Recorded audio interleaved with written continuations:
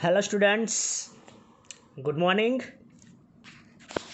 मैं हूँ आपका विशाल सर। शायद आप सब मुझे नहीं जानते होगे, राइट? बट अगर आपने अभी 10th की एग्ज़ाम दी है इसी साल, तो ये वीडियो आपके लिए बहुत इम्पोर्टेंट है कि how to choose stream after 10th। आपके पास 3 ऑप्शन है, आर्ट्स, साइंस एंड कॉमर्स। तो आज हम इस वीडियो के अंदर ईच एंड एवरी स्ट्रीम के बारे में डिस्कस करेंगे। शायद आपको थोड़ा बहुत तो पता ही होगा, बट हम आपके स्ट्रीम सिलेक्ट, आपके करियर सिलेक्ट करने के लिए ये वीडियो बहुत यूज़फुल होगा।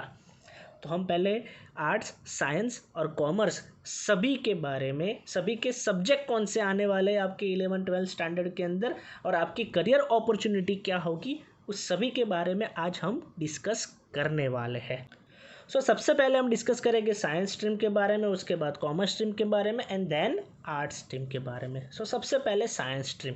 तो इसमें आपके पास 2 ग्रुप हो गए, non medical group and medical group. Non medical group को हम ए ग्रुप कहते हैं जिसमें, और मेडिकल ग्रुप को हम बी ग्रुप कहते हैं।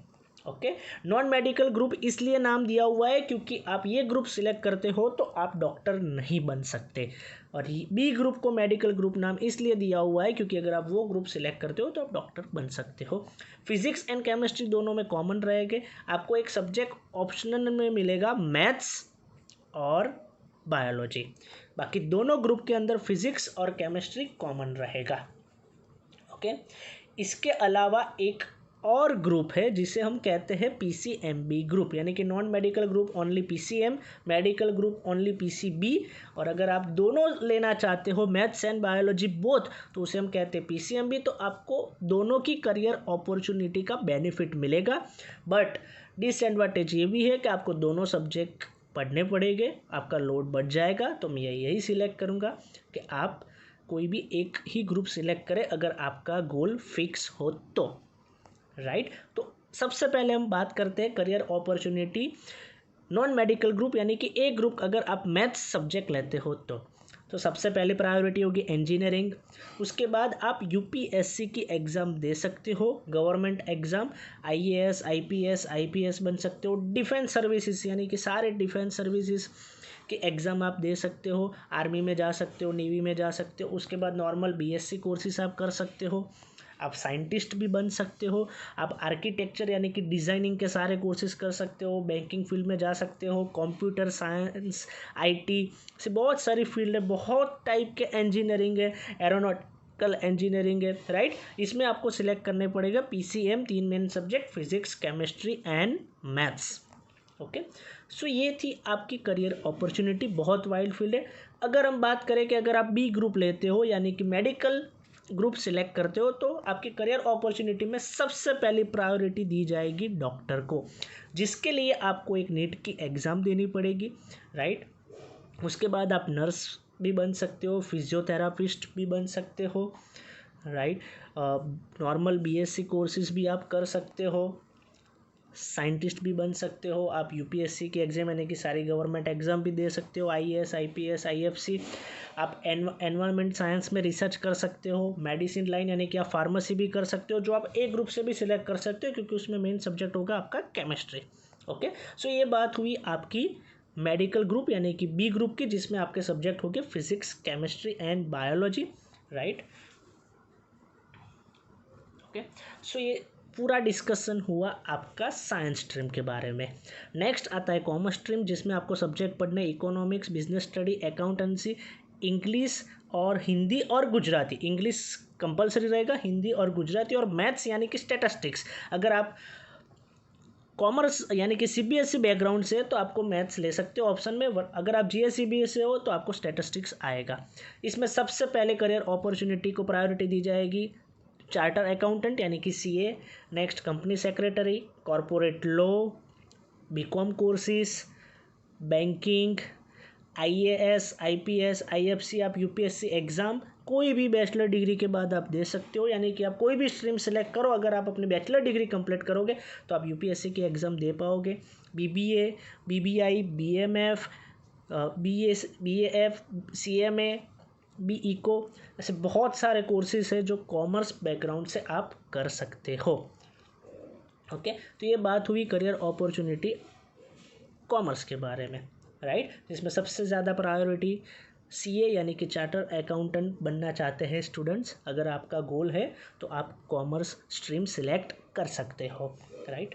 नाउ आर्ट्स स्ट्रीम, राइट, तो जिसमें इतने सब्जेक्ट आने वाले हैं, history, geography, political science, English, Hindi और गुजराती, राइट। इंग्लिश आपका कंपलसरी रहेगा, बट आप अगर हिंदी लेना चाहो, एक लैंग्वेज आपको सिलेक्ट करनी होगी, हिंदी और गुजराती। ओके, सो आप अगर इंग्लिश में भी अगर आप कौन से मीडियम में हो उस हिसाब से डिसाइड होगा। फिर psychology, sociology and fine arts. Okay, अगर हम बात करें करियर अपॉर्चुनिटी आर्ट्स के बारे में, तो उसमें सबसे पहले प्रायोरिटी आएगी IAS, IPS, IFC, UPSC. Students, हमने इसको सबसे पहली अपॉर्चुनिटी इसलिए दिया हुआ है क्योंकि यूपीएससी एग्ज़ाम जो होती है उसके जो भी सिलेबस है उसके काफ़ी सारे सब्जेक्ट आर्ट्स से बिलोंग करते हैं, राइट। तो दैट्स वाई मैंने इसको यहाँ पे फर्स्ट प्रायोरिटी पे रखा हुआ है कि IAS, IPS and IFC.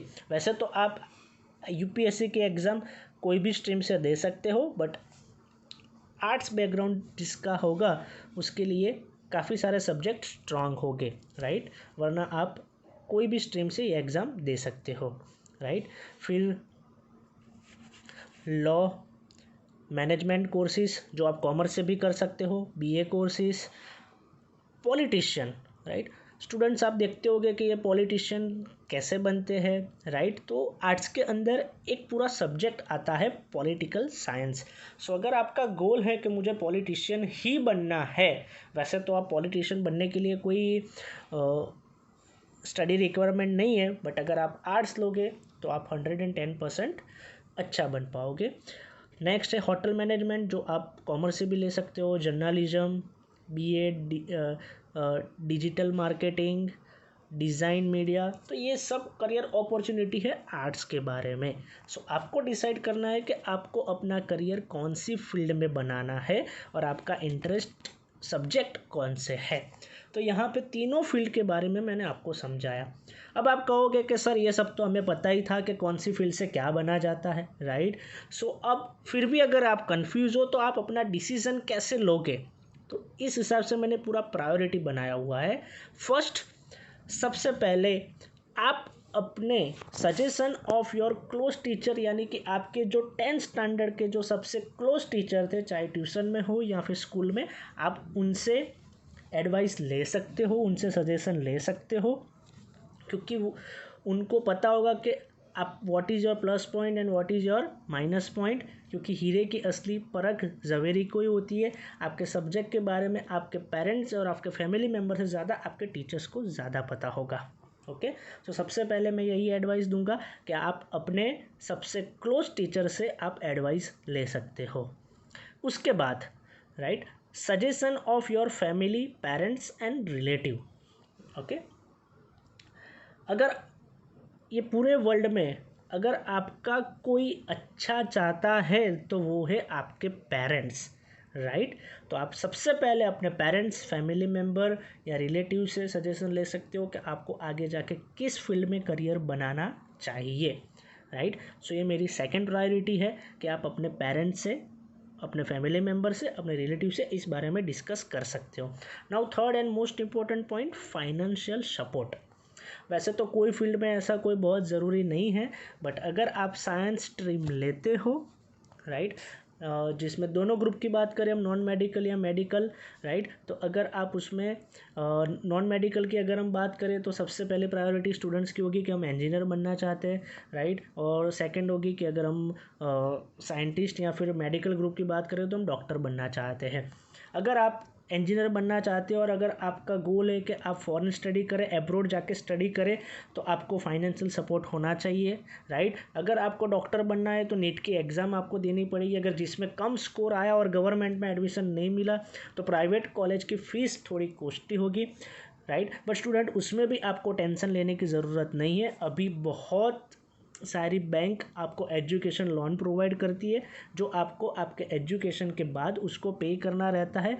But फिर भी राइट, आपको अपना फाइनेंशियल सपोर्ट देखना चाहिए। सो आपको इंजीनियरिंग करनी है या मेडिकल लाइन जाना है तो आपको थोड़ा फाइनेंशियल सपोर्ट के बारे में देखना पड़ेगा। Okay, now my fourth priority, आपको अपने जो सीनियर्स है या फिर अपने जो एल्डर्स है उससे एडवाइस लेनी चाहिए। ऐसे सीनियर से कि जो अच्छी कॉलेज में स्टडी करते हो या फिर अभी अच्छी पोस्ट पे हो, राइट।